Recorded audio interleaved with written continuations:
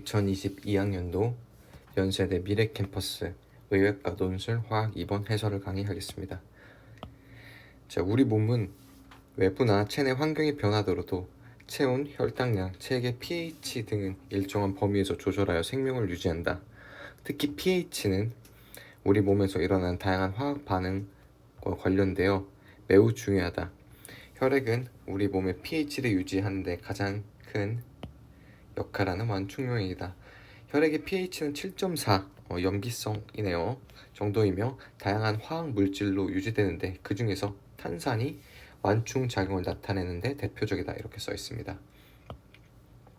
제시문 4번 화학 반응은 본래의 물질과 성질이 전혀 다른 새로운 물질이 생성되는 현상이다.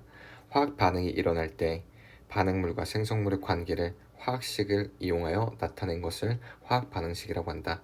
화학 반응식을 쓸 때는 반응물과 생성물의 상태를 괄호 안에 약자를 써서 표시하기도 한다. 고체는 S, 액체는 리퀴드, 기체는 가스, 수용액은 aqueous로 나타낸다.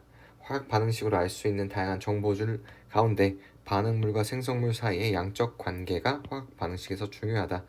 화학 반응식을 이용하여 주어진 반응물로부터 얻을 수 있는 생성물의 양을 계산할 수 있고, 반대로 일정한 양의 생성물을 얻는데 필요한 반응물의 양도 계산할 수 있다. 탄소와 수소로만 이루어진 탄소 화합물을 탄화수소라고 합니다. 탄화와 수소는 완전 연소할 때 CO2와 수증기 H2O 가스를 생성하면서 많은 열을 내므로 자동차의 연료로 사용됩니다. 자, 어떤 원자나 이온이 전자를 잃는 반응을 우리는 산화라고 합니다. 자, 반대로 어떤 원자나 이온이 전자를 얻는 반응을 환원이라고 합니다. 전자를 잃는 산화 반응이 일어나려면 전자를 얻는 환원 반응도 일어나야 되고, 반대로 환원 반응이 일어나려면 산화 반응이 일어나야 합니다. 이처럼 산화 환원은 항상 동시에 일어나며 산화 환원 반응이라고 합니다. 동시에 일어나. 됐죠? 이에 대한 예시로 염산과 크로뮴산 칼륨 용액 이산화질소는 화학 반응을 하여서 염산 크로뮴 수용액과 일산화질소 기체, 그다음 액체, 물, 염화 칼륨 수용액이 생성된다. 자, 1번 문제. 운동으로 생긴 젖산이 혈액 속으로 녹아 들어갈 때 일어나는 현상을 화학 반응식을 이용해서 논리적으로 설명하시오. 이렇게 써 있습니다. 자, 젖산이 들어가니까 체내에 뭐가 많죠? 산이 많아지고 있습니다. 그리고 혈액 속에는 완충 작용을 하는 물질이 있는데 그 물질들은 어디서 온다고요? 반응식 가번에 따르면 탄산으로부터 옵니다. 그럼 우리 몸에 어떻게 탄산이 생겼는지는 호흡 과정을 통해서 보면 알 수 있고, 우리는 다양한 방식으로 이산화탄소를 얻을 수 있고요. 혈액 속의 이산화탄소는 H2O와 만나서 탄산을 만듭니다. 그리고 이 탄산은 산이기 때문에 물과 만나서 해리 반응을 진행하고 H3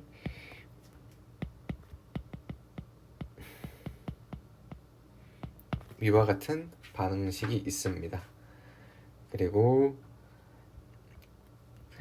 혈액 속의 반응식은 1번 반응식, 2번 반응식이라고 하겠습니다. 자, 반응식을 서술형이니까, 논술이니까 조금 더 부연 설명을 쓰면 CO2가 혈액에 녹아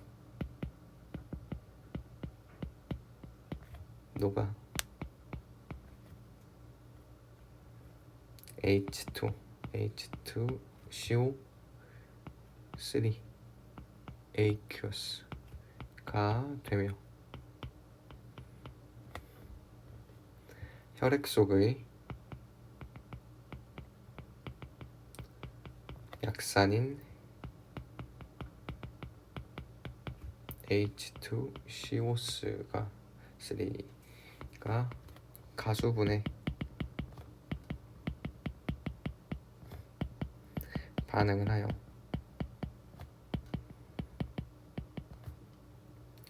짝염기인 HCO3-와 H3O+를 생성한다.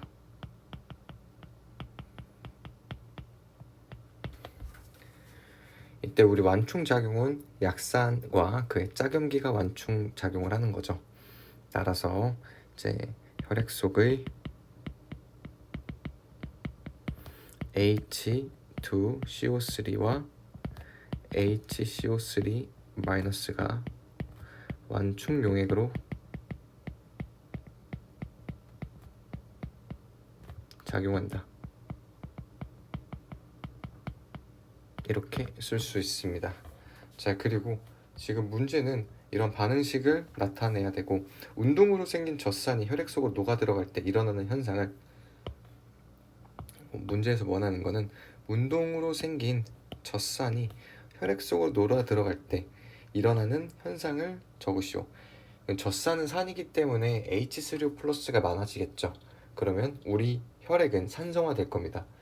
혈액이 산성화된다는 것은 다양한 이제 부작용들을 일으킬 수 있기 때문에 여러분들은 완충 용액인 혈액이 pH를 크게 바꾸는 걸 막아준다는 서술을 하셔야 됩니다.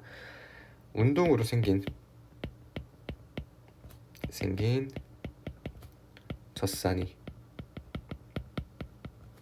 젖산은 H3O+의 농도를 증가시켜 2번의 역반응이 일어나게 됩니다.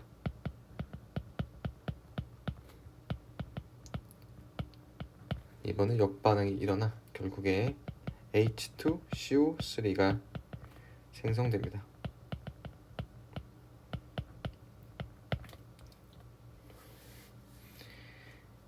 그리고 H3O+가 소모되면서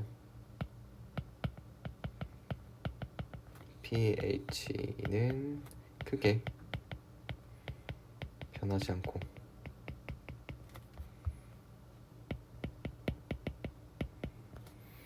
생성된 H2CO3는 H2와 CO2로 분해되고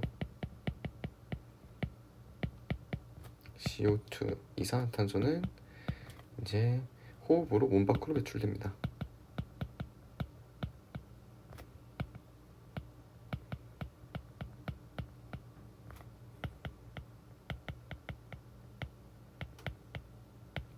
자, 이렇게 설명을 해주시면 되겠습니다. 자, 다음 페이지 문제 2번.